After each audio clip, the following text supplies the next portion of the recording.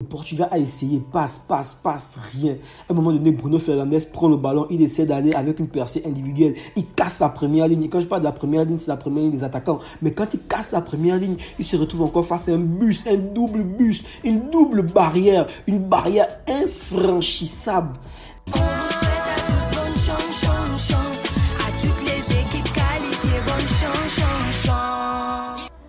Salam la famille, j'espère que vous allez bien. Donc, bienvenue dans ce débrief qui a opposé le Maroc face au Portugal. Un quart de finale de Coupe du Monde, les amis. Quart de finale de Coupe du Monde 2022. Le Maroc sort le Portugal de la Coupe du Monde. Mais avant d'aller dans le vif du sujet, les amis, je rappelle que si tu es nouveau sur la chaîne, ici on parle foot. Ici, on parle actualité foot. Ici, on parle Barça, on parle Ligue 1, on parle Liga, on parle Premier League, on parle Champions League, on parle Europa League. Bref, on parle football. Et actuellement, on parle de la Coupe du Monde. Donc, si ce sont des sujets qui t'intéressent, ou si au moins un seul sujet t'intéresse, vas-y, tu peux t'abonner. Abonne-toi, like, commente et partage. Les amis, aujourd'hui, YouTube n'est plus quelque chose de nouveau. YouTube, c'est quelque chose qui est ancien. On connaît déjà comment YouTube fonctionne. Donc, les amis, un peu de soutien. Vous savez qu'un abonnement, un like et un partage, ça soutient de ouf. Ça soutient énormément la chaîne. Donc, je compte sur toi et moi, je te dis merci pour le soutien. On y va. Donc, les amis, pour les quarts de finale, le Maroc devait affronter le Portugal. Les amis, d'abord, je tiens d'abord à saluer le parcours du Maroc. C'est-à-dire même si le Maroc a brillamment éliminé le Portugal de ces quarts de finale, mais même si le Maroc en fait n'éliminait pas le Portugal, même si le Maroc s'arrêtait déjà là, c'était déjà un très beau parcours pour eux. Parce que n'oublions pas que dans leur groupe, les amis, dans le groupe, le Maroc avait qui? Il y avait le Canada, il y avait la Croatie, il y avait la Belgique, il y avait le Maroc. Et donc de prime abord, de base déjà, on savait déjà que le Maroc, on savait déjà que la Croatie et la Belgique étaient les deux grands favoris de cette poule-là. La Belgique, elle est deuxième au classement FIFA. La Croatie, elle sort d'une finale de Coupe du Monde en 2018. Donc, logiquement, ils étaient les favoris pour cette Coupe du Monde. Mais le Maroc est venu avec l'humilité possible. Ils ne sont pas venus défier les grands, mais ils sont venus se faire leur place à eux. Et ils se sont brillamment fait leur place. Le Maroc tape la Belgique. Le Maroc fait nul avec la Croatie. Le Maroc sort premier de son groupe. Le Maroc arrive ensuite envers l'Espagne. Le Maroc sort l'Espagne de la Coupe du Monde. Les amis, le Maroc n'a pas rencontré des petites équipes. Sur son parcours, elle a rencontré des cadors. La Belgique, c'est un cador. La Croatie, c'est un cadeau aussi. Et on l'a vu en fait. La Croatie qui a sorti le Brésil. Les amis, la Croatie est un cadeau. Et là, le Maroc récite. Elle répète l'histoire avec le Portugal, les amis. C'est juste bravo à eux. Bravo, un énorme bravo à eux. Les amis, c'est un bus qu'on a vu là. C'est un bus. C'est que Regragui nous a fait là. Non, c'est un bus. Non, c'est ce qu'on appelle un stratège, un tacticien. Vous savez, notre prof en mathématiques financières nous avait expliqué que une des raisons pour lesquelles le Maroc a tapé la Belgique aussi, c'est parce qu'il y avait aussi une bataille au niveau des coachs. Il a dit, il a beaucoup aimé ce que Walid Regragui, le coach du Maroc, a dit après le match Maroc-Belgique. Il avait dit, on a reconnu la supériorité de la Belgique au niveau du football. Donc, on a travaillé sur nos points forts afin de pouvoir concurrencer la Belgique. Et c'est ça justement. Les amis, le football, ce n'est pas juste venir poser le ballon et jouer. Non, il y a des enjeux stratégiques. Il y a des stratégies qui sont faites et c'est la raison pour laquelle ils doivent avoir des managers. C'est la même chose, les amis. C'est la même chose. Et ici, on se rend compte que sur le papier, Regragui nous a mis un 4-3-3. C'est un 4-3-3 avec Ziyech et Boufa sur les côtés. En pointe, on avait Nesri. Ensuite, il nous a mis Amrabat. Vous savez vous-même, Amrabat, patron, Amrabat, patron. Il nous a mis Amala, il nous a mis Unani. Ensuite, en défense, bref, même, vous savez, il y avait Saïs, Atala, Hakimi. Bref. C'était un 4-3-3 sur le papier, les amis. Mais quand le match a commencé, lorsque le Portugal a commencé à pousser, on a vu un bus. C'était un bus. Le Maroc est passé en 4-4-2.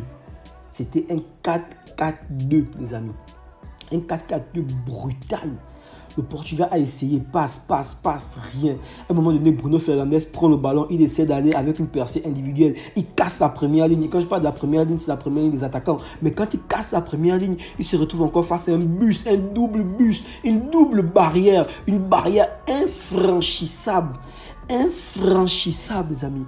Le Maroc était bien organisé. Et ça, il faut saluer la performance de Walid Regragui, le coach du Maroc. Le Maroc était très bien organisé. Et ça, les amis, c'est la fierté africaine. C'est une joie pour toute l'Afrique. Et je peux vous le dire que où je suis là actuellement, c'est toute l'Afrique qui tremble à la joie du Maroc. Certes, c'est le Maroc qui gagne. Certes, c'est le Maroc qui pousse. Mais c'est toute l'Afrique. Pour la première fois dans l'histoire, une équipe africaine arrive à s'hérisser au niveau de la demi-finale. J'espère qu'avec ça, au moins, la FIFA va commencer à reconnaître un peu le football africain.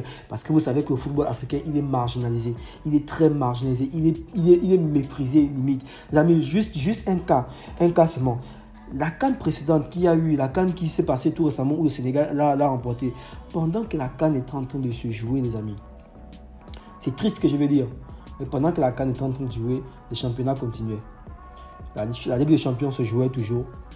La Liga, la Ligue 1 et tout ça. Les championnats continuaient toujours. Mais c'est juste triste. Pour moi, c'est triste ce qui s'est passé. Parce que quand c'est l'Euro, c'est fin de tous les championnats. Les championnats s'arrêtent. Quand c'est la Copa América, c'est fin des championnats. Mais quand c'est la CAN, les championnats jouent toujours. Et ça, c'était très humiliant et très insultant. Et ça, c'était un mépris pour le football africain. Et aujourd'hui, on se rend compte que le football africain arrive à se hisser au niveau. On a le Cameroun qui a réussi à taper le Brésil. Le Brésil qui n'avait jamais perdu face à une équipe africaine en Coupe du Monde. Le Cameroun a réussi à taper le Brésil dans cette Coupe du Monde-là. La Tunisie qui a réussi à taper la France dans cette Coupe du Monde-là. Le Sénégal qui s'est qualifié dans cette Coupe du Monde-là. Le Maroc qui s'est qualifié. Le Maroc qui tape la Belgique. Le Maroc qui fait nul avec la Croatie. Le Maroc qui tape l'Espagne. Et là, le Maroc qui tape le Portugal. Et ces équipes, la Belgique, l'Espagne, le Portugal, ce sont des gros d'Europe.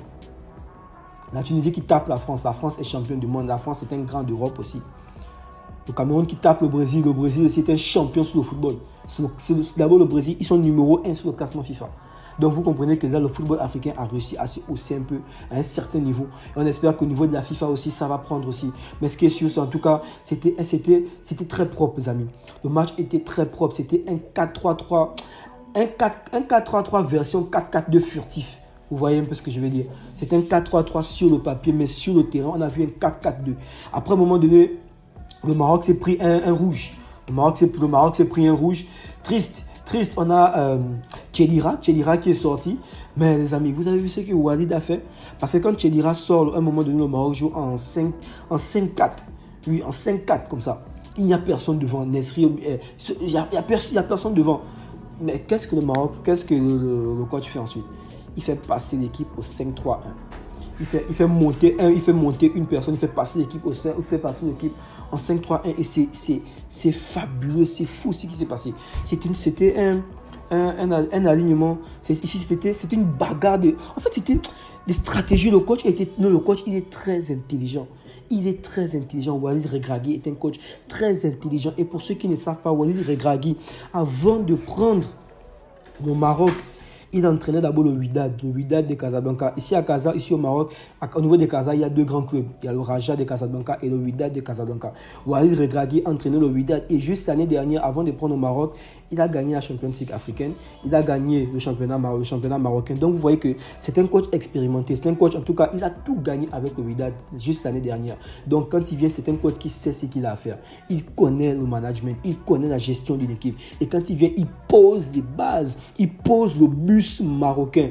Il prend les rênes. Sa première année, il amène l'équipe en demi-finale de Champions League. Mais c'est scandaleux, c'est fabuleux, c'est génial, c'est subliminal, c'est waouh. C'est juste waouh. En tout cas, c'est une joie. C'est toute l'Afrique qui est avec eux. Toute l'Afrique est contente, les amis. Je peux même pas. Si je vous montre ce qui se passe ici au Maroc, c'est une joie énorme. C'est une joie énormissimement énorme. En tout cas, bravo à eux. Bravo à eux encore. Bravo à eux. Je salue encore la performance, les amis. Nesri met le but de la tête. Rui Patricio ne peut rien faire. Qu'est-ce qui se passe ensuite? Le Maroc sert le bus. D'abord, dès le début, en fait, on se rend compte que le Maroc a reconnu la supériorité du Portugal. Pourquoi je dis ça? Vers la 25e, 30e minute, comme ça, on se rend déjà compte que le Portugal a 90% de possession. Ils ont la position à 90%. Donc, on se rend compte, on voit clairement la stratégie. Le Maroc n'est pas venu pour jouer égal avec le Portugal. Non, ils savaient que le Portugal était dangereux. Ils savaient que le Portugal, donc ils ont alimenté une stratégie. Et lorsqu'on a mis le but, on ferme le bus. Le bus est fermé, la porte est verrouillée, les ballons qui viennent, on dégage. Amrabat propre. Non, propre. Et je salue. Le coach avait dit quoi en début de Coupe du Monde? Le coach avait dit que tout repose sur Amrabat. Si Amrabat fait une bonne saison, le Maroc fera une bonne saison. Et les amis, c'est ce qu'on voit là. Amrabat fait une bonne saison. Une bonne Coupe du Monde. Et le Maroc aussi fait une bonne Coupe du Monde. Ça y sort, qui prend le brassard. Amrabat, c'est Amrabat qui prend ce brassard, les amis. Il le mérite. C'est un capitaine, c'est un chef dans l'âme. Je dirais même que Amrabat, c'est Sergio Ramos 2.0. C'est Carles Puyol 2.0. C'est Gattuso, Genoa Gattuso 2.0. Pour ceux qui ont connu Gattuso. Non, sérieusement, une joie pour le Maroc. Je suis vraiment content. Je suis vraiment joyeux pour eux. Je suis content pour l'Afrique. Et j'espère qu'avec cette démonstration footballistique, le football africain sera jugé d'une autre manière, d'une certaine manière. Et donc, c'est sur ça que ce débrief prend fin. Si tu as pris du plaisir avec moi, si tu as pris du plaisir dans cette vidéo, si tu as aimé le contenu, si tu as aimé ce qui s'est dit jusqu'alors, si tu aimes ce qui s'est dit jusqu'alors, si tu aimes le football, si tu aimes le football africain, tu ne peux pas aimer le football et ne pas aimer le football africain. Quand on parle de football, c'est tous les continents.